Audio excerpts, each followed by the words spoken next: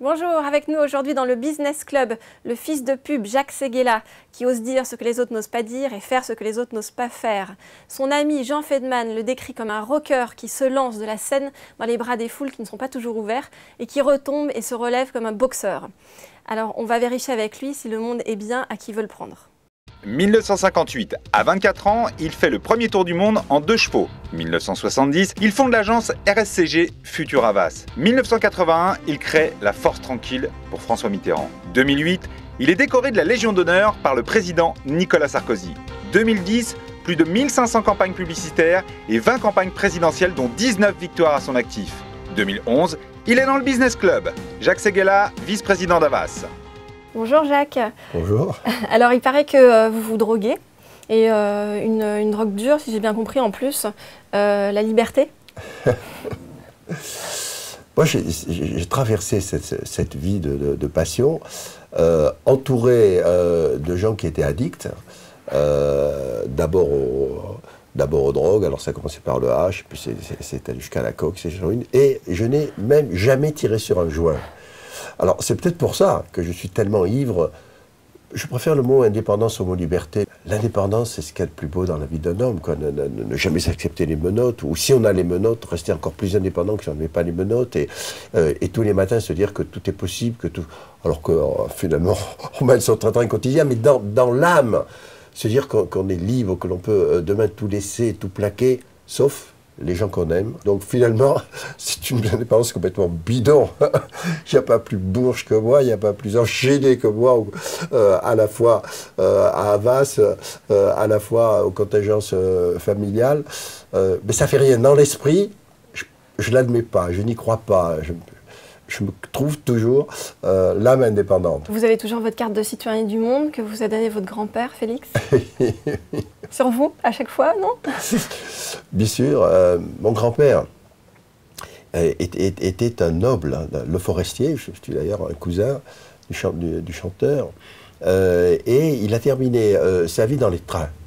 Il n'avait pas de fortune, sa femme, au bout de 30 ans de mariage, l'a mis à la porte pour cause de mauvaise conduite.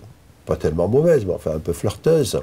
Et il a décidé de vivre dans les trains. Donc il passait sa vie à faire le tour de France ou le tour d'Europe dans les trains. Et chaque fois qu'il arrivait à Montpellier, il venait tous les 3 mois, il arrivait exprès à une heure où il savait que j'avais un cours dans lequel j'étais en difficulté, à l'heure de l'interrogation. Donc il me sortait, c'est des hurlantes, parce qu'on n'avait pas le droit, c'est des hurlantes, c'est mon père jésuite, il me sortait de l'école.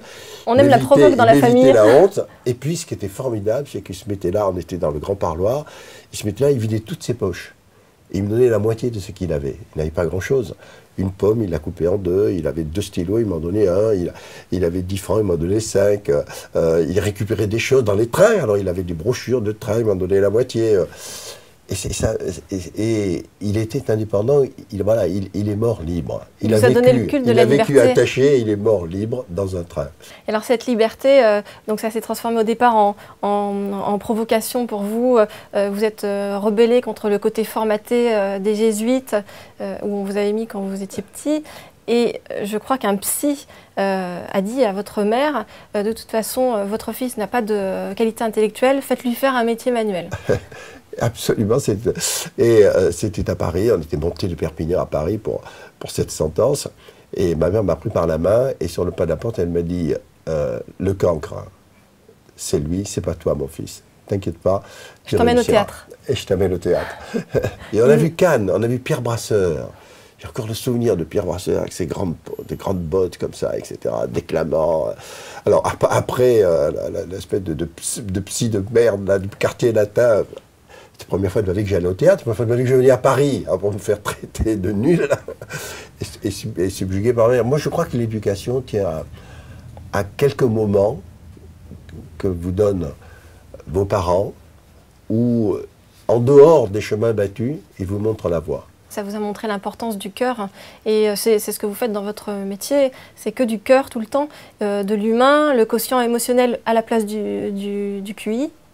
Oui, j'ai écrit un livre là-dessus en disant, mais finalement, le drame de la France que l'on est en train de vivre aujourd'hui encore, c'est que nous avons été formatés par le quotient intellectuel, qui d'ailleurs a normé les embauches, qui a conduit aux grandes écoles, et qui nous a formaté une classe dirigeante qui ne raisonne que par l'intelligence appliquée. Or, la vraie intelligence de ce siècle, c'est l'intelligence de l'émotion, c'est l'intelligence du spectacle, c'est l'intelligence de la relation, c'est l'intelligence du cœur. On a fait de l'argent un dieu, mais l'argent n'est pas un dieu, l'argent n'a pas d'idées. Seules les idées font de l'argent. Et finalement, les argentiers ont pris la place des imaginants. Dans les années 80, ce qui était la force de François Mitterrand, c'est qu'il a mis la création au pouvoir, l'imagination au pouvoir, qu'il a libéré. Il a libéré les télévisions, il a libéré les radios, il a libéré les mœurs, il a libéré les énergies. Vous prenez l'importance du rêve, c'est-à-dire ce rêve que vous avez découvert au cinéma de Perpignan, que vous alliez voir tout le temps, et je crois que vous avez d'ailleurs ce cinéma sur votre portable, non? La photo. Moi, je n'ai qu'une règle de conduite. La vieillesse commence lorsque les regrets l'emportent sur les rêves. Donc j'oublie les regrets et je ne pense qu'aux rêves. Tous les matins, en me réveillant, je me dis quel va être le rêve de la journée. Aujourd'hui, le rêve, c'est tes yeux bleus. Tu as de beaux yeux, tu sais. Merci, j'ai gagné ma journée. Et Cervantes aussi, dans la même veine, oui, rester un enfant, quoi, c'est ça. Oui, Cervantes disait, quand tu deviens adulte, prends la main de l'enfant que tu as été et ne la quitte jamais. Il disait aussi, la jeunesse est une maladie mentale dont on guérit quelquefois avec l'âge. Et moi, je rajoute, ne guérissons jamais.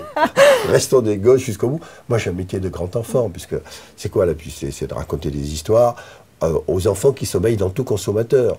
Si elle se veut trop intelligente, trop arrogante, elle emmerde tout le monde, ne la regarde pas. Ce qui nous réunit tous, c'est qu'on est né enfant, que l'on meurt enfant, et qu'à tout moment de notre existence, l'enfant revient quand l'adulte va mal. Alors, vos autres conseils pour avoir une vie avec un casting de rêve comme la vôtre, est-ce que c'est savoir provoquer le hasard? Parce que je crois que vous dites, comment est-ce qu'on fait pour aborder un mythe? Eh bien, on lui téléphone tout simplement. C'est ce que vous avez fait avec Jacques Prévert. Le hasard ne frappe jamais par hasard, disait Prévert. Et c'est vrai, il était dans l'annuaire, entre Perruchon et je ne sais plus qui. Il m'a reçu. C'était ma première campagne de publicité. Je lui dis voilà, moi j'arrive du journalisme, je veux devenir publicitaire. J'ai la publicité d'un médicament à faire, le Glyphanan. Le médicament a disparu depuis, contre la douleur. Et je sais que vous faites des collages. Il m'a dit vous savez que je fais des collages? Personne ne savait ça. Et je trouve que j'ai vu quelques-uns de vos collages qui expriment une sorte de violence, de douleur. Donc rien ne serait mieux que ces collages pour l'appuyer. Et ce qui est important, c'est aussi le côté séduction. Peut-être que vous avez enseigné votre père quand vous partiez ensemble à la pêche et qui vous disait « Sois beau mon fils ». Pendant ces parties de pêche, où on était l'un d'un côté d'une rivière et l'autre de l'autre, j'ai l'impression que nos fils de pêche se réunissaient comme ça sous l'eau et devenaient des fils de téléphone. À l'époque, il n'y avait que des téléphones à fil. Et c'est là où mon père m'a appris la vie à coup de leçons de pêche. Car tout est dans la pêche. L'attente, la patience, savoir, la publicité, c'est de la pêche au gros poisson. Hein. Vous êtes patient, vous qui courez partout? Il faut laisser partir l'appât, puis il faut bien ferrer, et après il faut rentrer doucement, doucement. Et il m'a surtout appris, lorsqu'on avait pêché un poisson, de toujours le remettre à l'eau. Alors Jacques, sur ces belles phrases, on va terminer sur votre actualité. Je crois que vous allez lancer un parfum. Vous avez un nouveau livre qui va bientôt sortir. Vous pouvez nous en parler un petit peu? Non, il n'y a pas de parfum dans l'heure. En tout cas, il n'est pas pour cette année. Chevron sauvage? Parce que les temps ne sont pas au lancement de parfum. Il y a un nouveau livre, c'est un peu tôt pour en parler, parce qu'il va sortir le 6 octobre. Il s'appelle « Le pouvoir dans la peau ». Et c'est le point sur tout ce que l'on peut savoir aujourd'hui de la communication politique. Alors il y a tout ce que m'a enseigné François Mitterrand, qui sont des préceptes qui restent vrais 30 ans après, qui je crois seront indémodables. Et puis il y a le bouleversement que l'on vit, qui est le bouleversement politique avec ce démarrage dramatique de cette campagne avec l'affaire DSK, le bouleversement médiatique avec l'arrivée du net, et je raconte la campagne d'Obama, la campagne de Lima, la campagne de Lula, la campagne de Dilma, la campagne de Cameron, c'est nous qui l'avons fait d'ailleurs en Angleterre, et c'est le mixte des racines et du futur de la consommation. Bon, j'espère qu'ils vont tous lire votre livre, ça pourrait être utile pour nous. Et Jacques, merci pour tous ces conseils.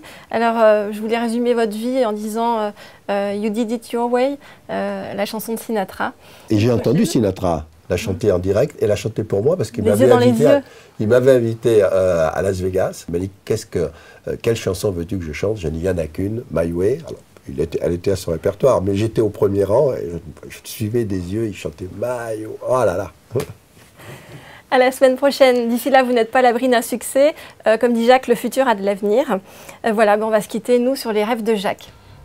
Alors, le premier rêve, c'est l'amour. Je voudrais revivre tous les jours ma première nuit avec ma femme. Et j'ai beaucoup de chance, parce que je la revis toutes les nuits. Mon deuxième rêve, c'est la boxe. J'ai fait beaucoup de boxe dans ma vie, j'ai pas le gabarit, j'ai jamais été foutu de monter sur un ring, mais je suis passionné par ça. Mon troisième rêve, c'est la pêche. Je voudrais trouver le temps de recommencer ces voyages initiatiques de mon père et retourner pêcher dans les plus grands endroits du monde. Mon quatrième rêve, c'est la pub. Ma plus grande campagne, ma plus belle campagne, c'est celle que je ferai demain. Et mon dernier rêve, qui est le plus important, je veux ne pas cesser d'avoir des rêves.